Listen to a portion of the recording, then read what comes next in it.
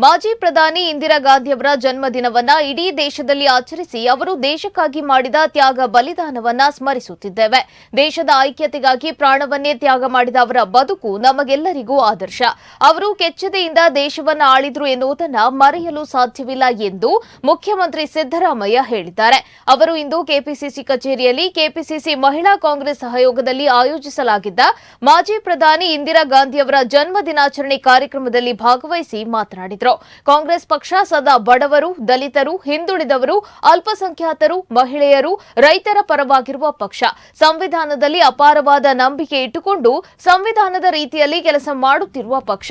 ಯಾರೇ ಅಧಿಕಾರಕ್ಕೆ ಬಂದರೂ ಸಂವಿಧಾನದ ರೀತಿಯ ಕೆಲಸ ಮಾಡಬೇಕು, ಅದರ ಧ್ಯೇಯೋದ್ದೇಶಗಳನ್ನು ಜಾರಿ ಮಾಡಬೇಕು. ಪ್ರತಿಯೊಬ್ಬರು ಇದನ್ನ ಪಾಲನೆ ಮಾಡಬೇಕಾದದ್ದು ಕರ್ತವ್ಯ. ಇಂದಿರಾ ಗಾಂಧಿಯವರು ಬಡವರ ಪರವಾಗಿ ಬಹಳಷ್ಟು ಕೆಲಸಗಳನ್ನು ಮಾಡಿದ್ದಾರೆ. ಭೂ ಸುಧಾರಣಾ ಕಾಯ್ದೆ, ಗರೀಬಿ ಹಠಾವೋ ಕಾರ್ಯಕ್ರಮ, ಬ್ಯಾಂಕುಗಳ ರಾಷ್ಟ್ರೀಕರಣ ಮುಂತಾದವುಗಳ ಫಲ ಬಡವರಿಗೆ ದೊರಕಬೇಕು. ಬಡವರು ಆರ್ಥಿಕವಾಗಿ, ಸಾಮಾಜಿಕವಾಗಿ ಶಕ್ತಿಯನ್ನ ಪಡೆದುಕೊಳ್ಳಬೇಕೆಂಬ ಉದ್ದೇಶ ಅವರಿಗೆ ಇತ್ತು ಎಂದರು. ಇವತ್ತು ಶ್ರೀಮತಿ ಇಂದಿರಾ ಗಾಂಧಿಯವರ ಜನ್ಮದಿನ.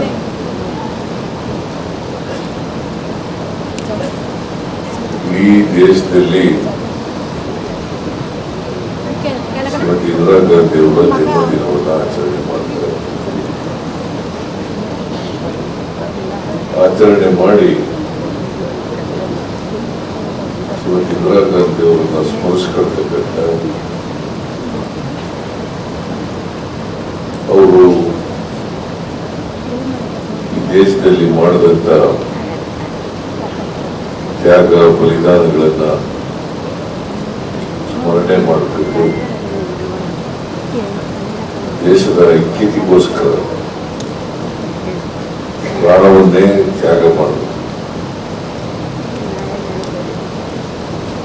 ಅವರ ಬದುಕು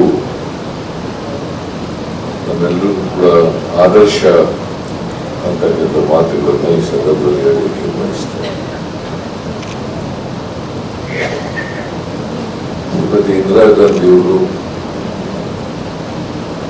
ಬಹಳ ದೀರ್ಘಕಾಲ, ನೆಹರೂರವರು ಬಿಟ್ಟರೆ ಬಹಳ ದೀರ್ಘಕಾಲ ಈ ದೇಶದ ನಮ್ಮ ದೇಶದಲ್ಲಿ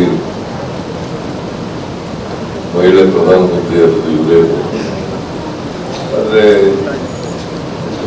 ಕೆಚ್ಚೆದೆಯಿಂದ ದೇಶವನ್ನು ಆಳಿದರು